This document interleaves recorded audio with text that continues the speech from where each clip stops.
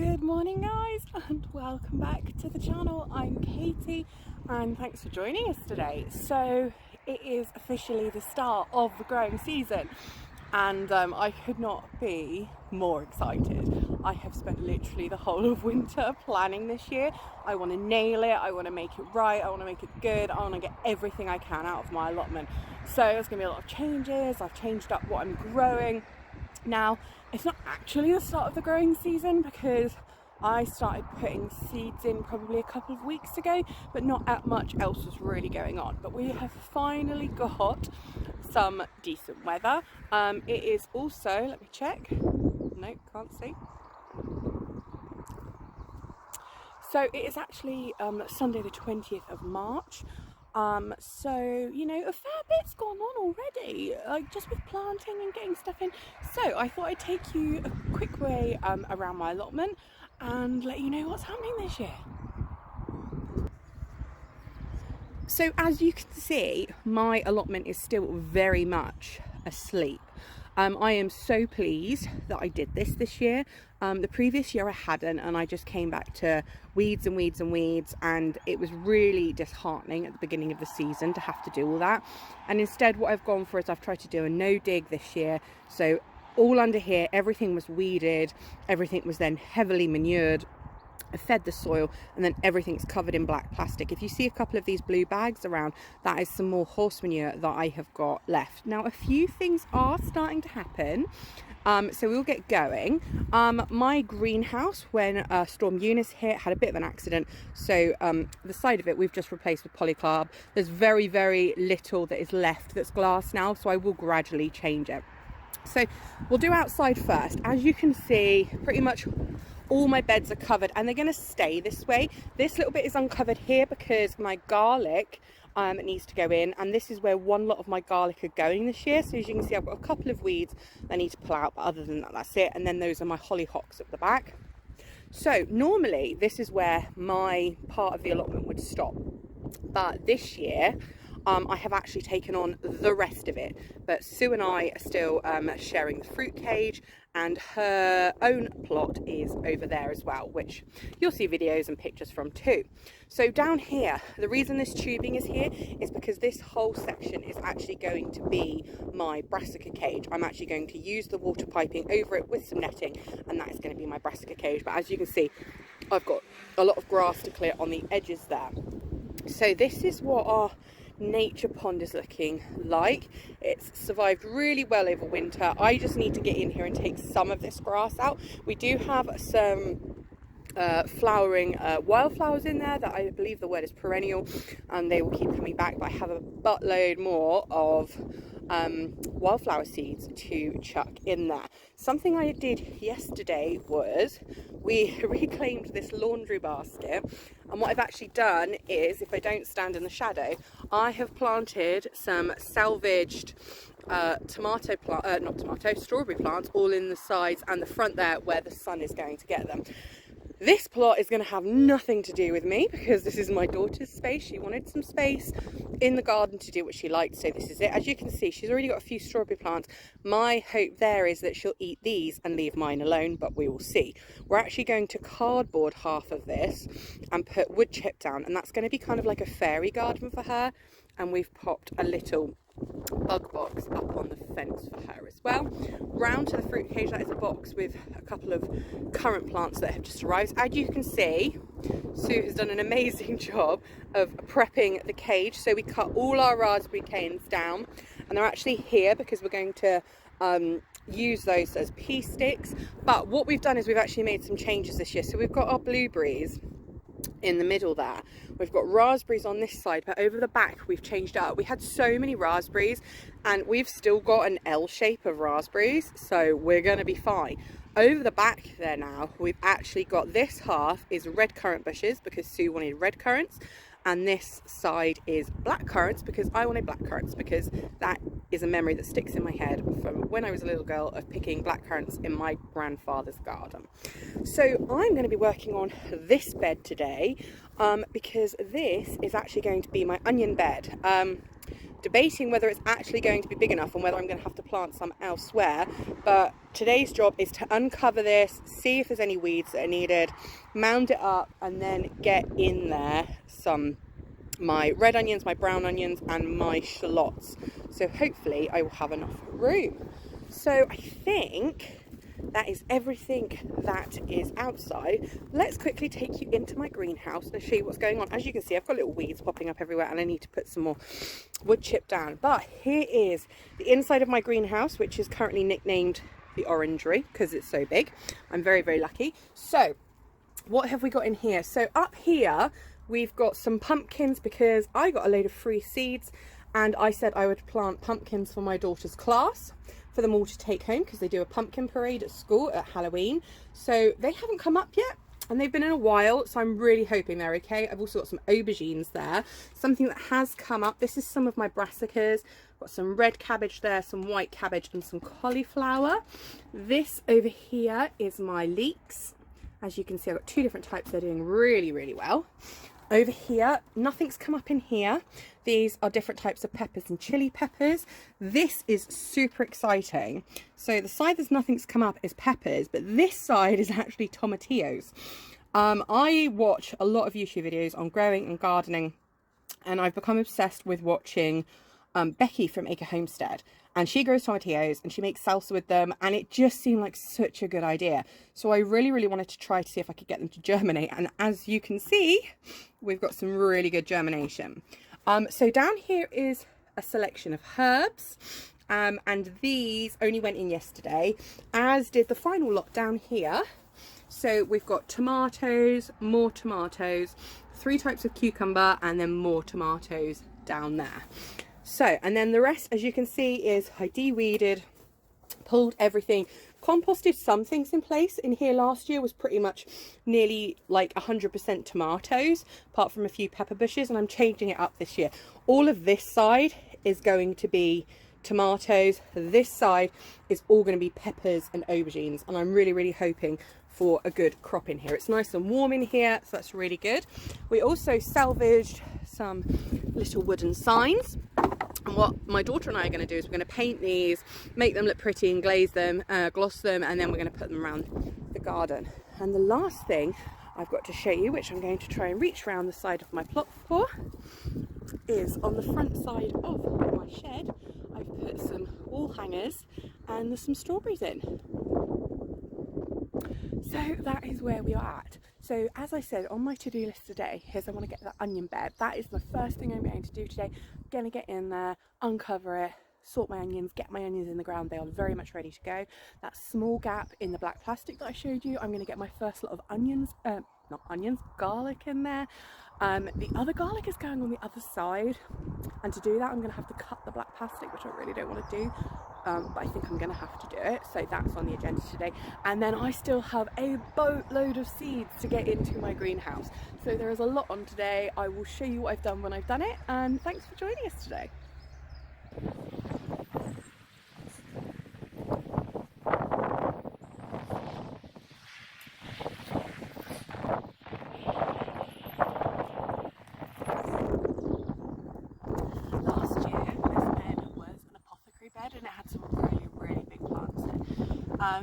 And the roots were just too hard to get to in the fall, but now that they've been hibernating over winter, I'm able to get these big bad boys out.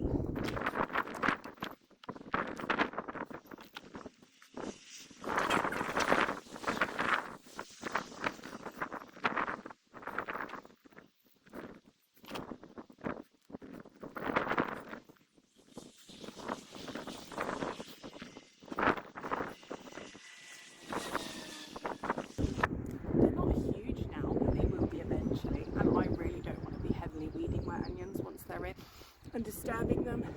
Sorry about the wind, and it's making me sick, so it's best to get these out now before I start planting.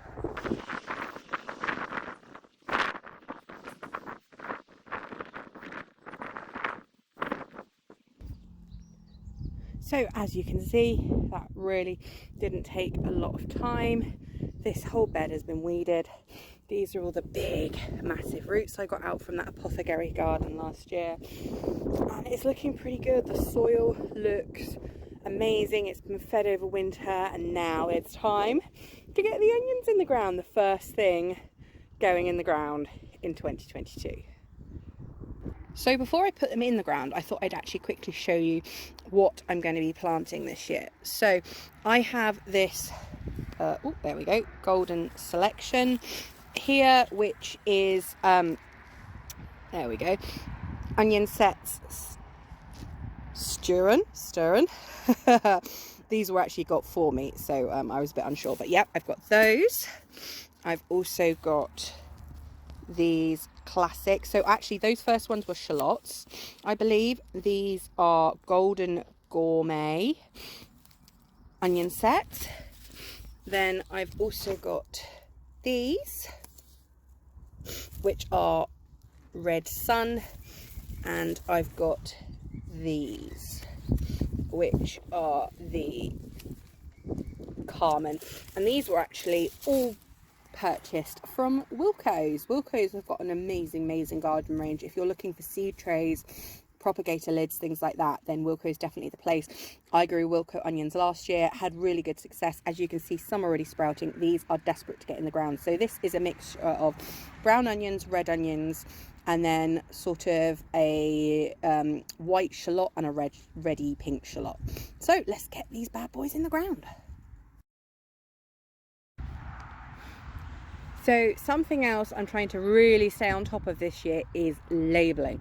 I have always attempted to label, and I've usually done it on masking tape with a pencil. It's washed away. I have no idea what I'm planting. I also want to take note of the type that I'm planting, because I want to know what works, what doesn't, and I've never really kept track. So this is a label. This is my line of brown onions, and this is going in here. Now all I've done is I've parted the soil and just lightly buried them with the tops sticking out.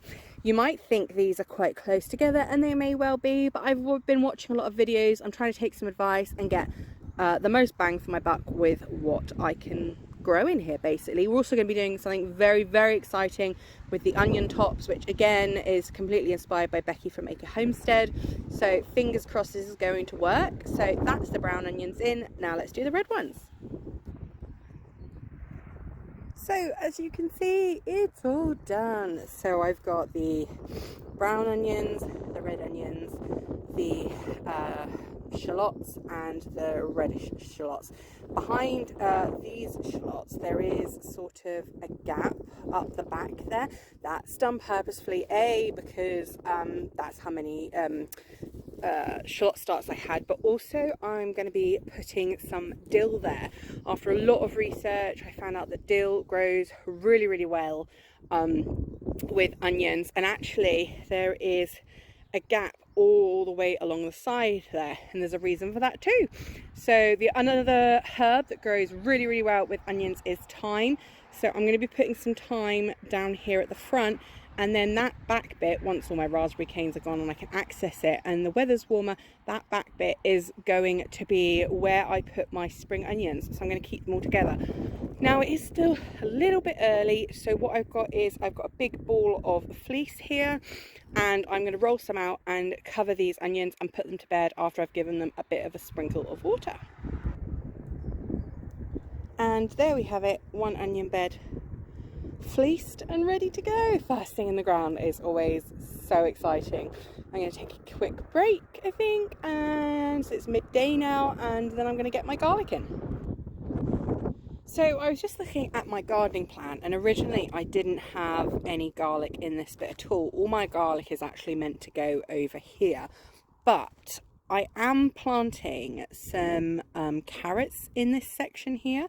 So I'm thinking I'm going to do a row of garlic, because they will help prevent the carrot fly, and that area is already exposed and open anyway. So I'm going to de-weed this little bit here that's already open, get some garlic in, and I'm growing two different types of garlic. So I'm thinking de-weed this area, get one type in here, and then I'm actually going to cut open my plastic, which will basically be in the middle of it, so that won't be too bad.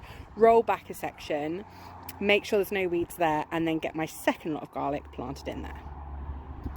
So as you can see, I have just weeded this, pulled a load out, turned it over, and this bit was actually exposed all winter and didn't get fed because I had some late brassicas in there.